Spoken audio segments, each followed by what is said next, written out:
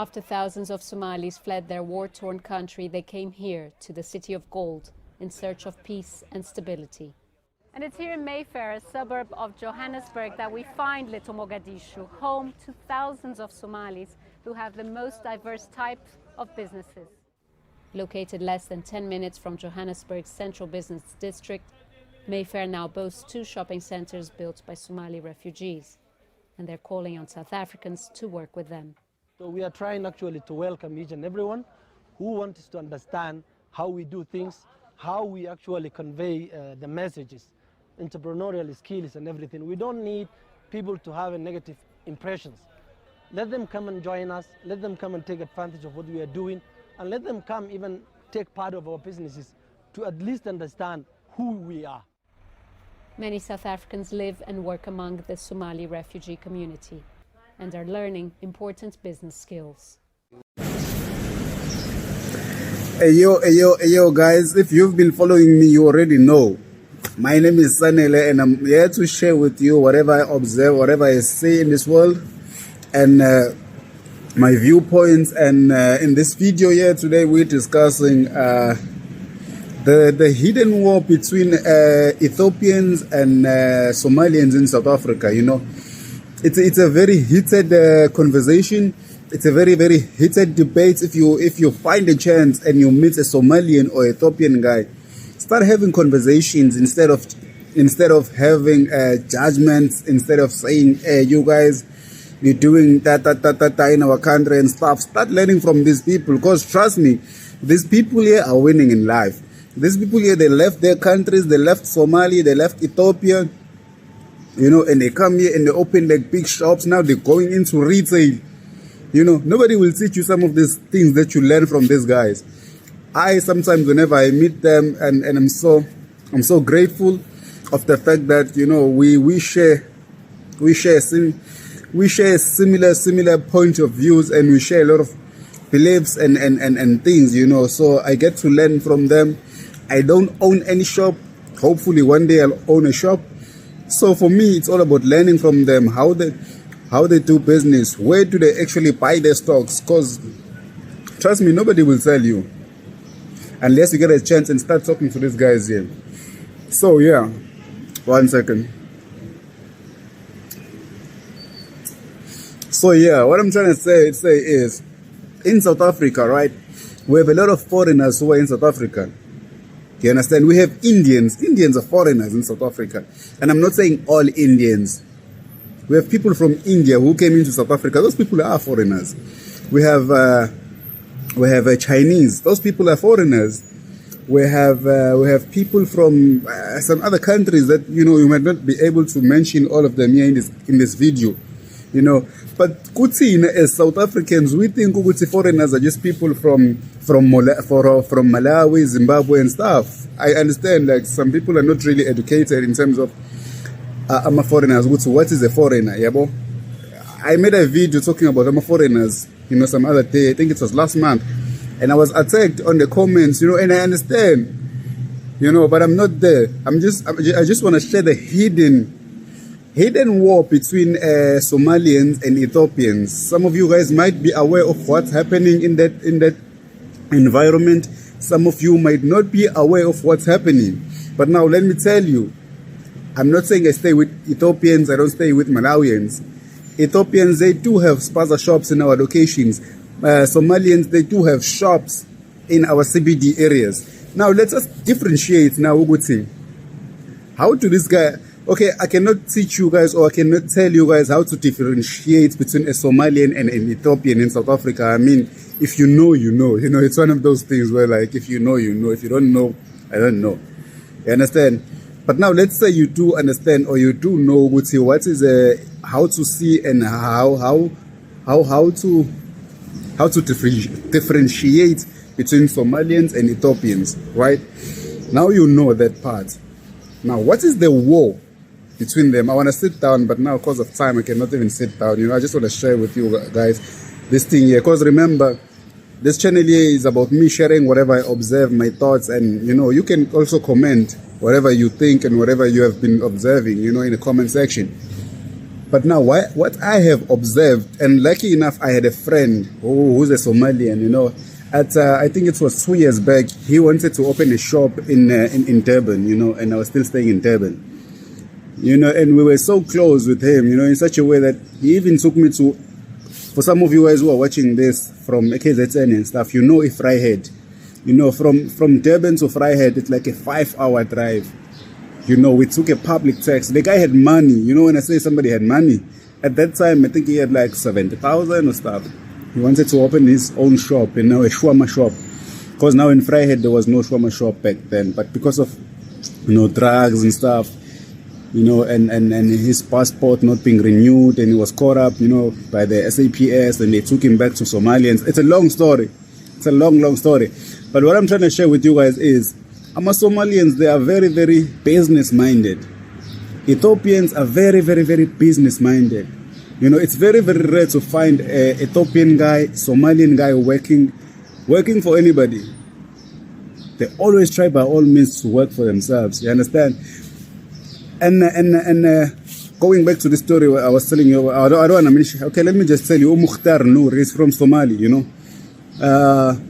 At some point, we even went to PMB, my hometown, you know, my location where I'm from. It was me, his uncle, and obviously himself, you know, and we were driving around, you know, like where I'm from, a location at Amboza. You know, we were looking for like spaza shops, where to open spaza shops. And I heard them, you know, not because I heard them because I don't understand the language, but he even told me, no, suddenly we can't open a shop here, even though we can see there's a vacant place.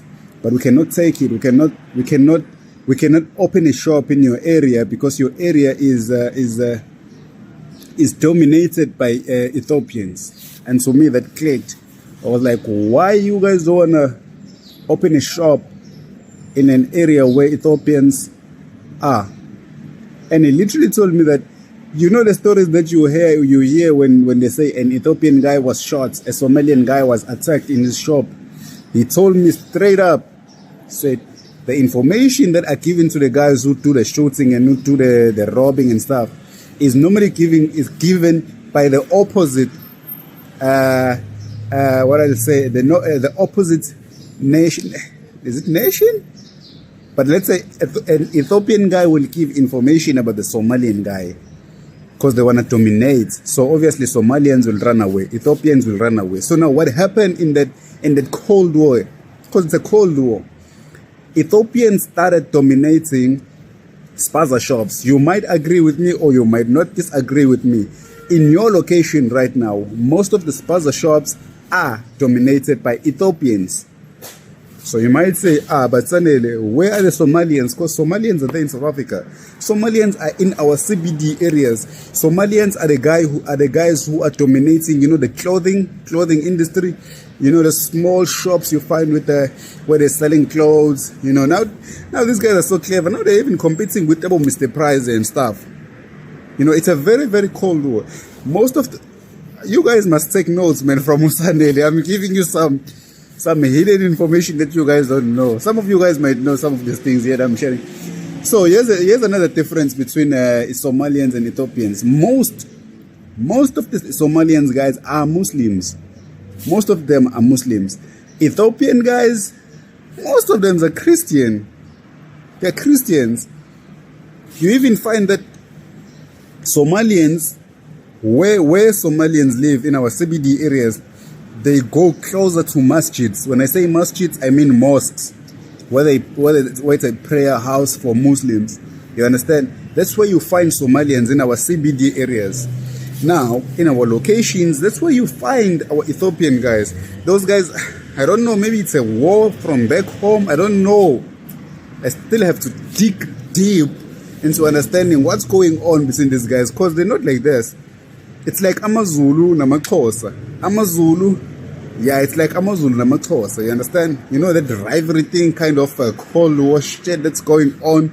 Okay, it was going on before, because now, I mean, we're becoming one, you know, we're becoming one, and this channel is all about us becoming one and celebrating each other, you know. But if you didn't know about the Cold War between Ethiopians and Somalians in South Africa, trust me, the war is there. It's there. Nobody will tell you that. Nobody will tell you that unless if you're an observer, if you're a person who asks questions and you take a look at things from different angles. You know, I don't mind sitting in a shop, a Somalian shop, and just observing what's going on there. Pretend as if I'm buying. You know, I'll see people going in, going out. Just observe. Just observe. You know, suck in the knowledge. You understand? And most of you guys who are judging on the comments, you know, one of the guys said, he said I'm from Malawi. Hey, fuck you. Sorry, man. But now some of you guys, you come here and start judging. Sorry, man, to use that language, man. I didn't mean it. You understand? And the channel is here, but so I'm not going anywhere. I appreciate every subscriber. I appreciate you watching this from Ethiopia, from Mozambique, from Malawi, from Somalia. Please, guys, let us unite as Africans. But and this hidden wars between Ethiopians, Malawians, Somalians, Amazulu, Amakosa. At some point, it will have to stop. Click bafethu on the subscribe button. Please go watch the video that is up next. I'll be talking about why Malema wants to open borders. Do I support that idea? I don't know. Do I not support the idea? Please go watch that video. Malema is coming up very, very hard, and the debate between him and Fikile Mbalula, for those of you guys who are watching from South Africa, you know that there is a very, very, very hot and heated rivalry going on between Malema and Fikile Mbalula. I'll be making a video sharing my thoughts, my views, and what I know about the two guys. And do I agree with Malema saying that South Africa must open all its borders for other African guys to be coming in and going out? Do I agree with that? Do I say that Africa has to be a how do I say it? Basically, Malema is saying that Africa must not have borders. If you're from let's say you're from Uganda and you want to go to Senegal, there must not be any borders, you know, and all the shit.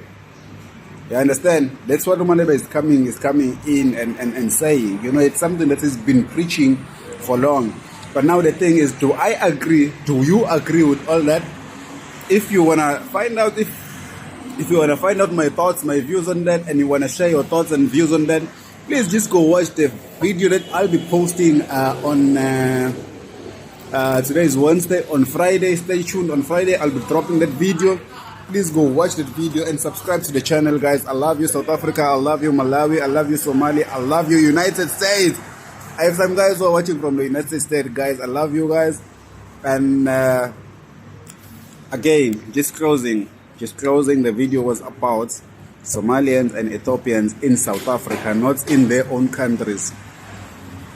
In South Africa, what's going on in South Africa and how they segregate themselves, and how you find that there are groups of Somalians, you know, and it's very sad that most of the guys from South Africa, they don't know how to differentiate between